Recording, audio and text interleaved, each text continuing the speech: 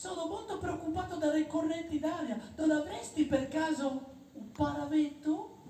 Sarei molto contento se questa sera mi mettessi al riparo sotto una campana di vetro.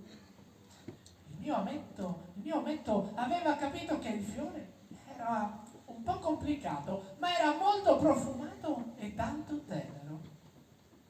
Il mattino successivo, allora, il piccolo principe decise di partire.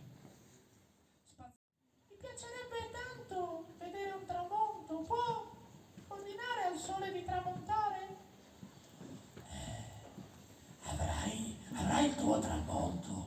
Lo esigerò, ma aspetterò le condizioni siano favorevoli.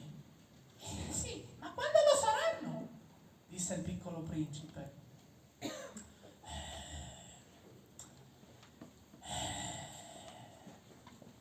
Oh, gli rispose il re. Sarà questa sera alle 7. Allora il piccolo principe sbadigliò e terminò i preparativi di partenza e poi con un sospiro se ne andò di nuovo.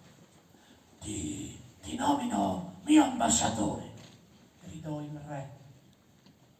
Allora il piccolo principe pensò che sono proprio strani i grandi e riprese il suo viaggio.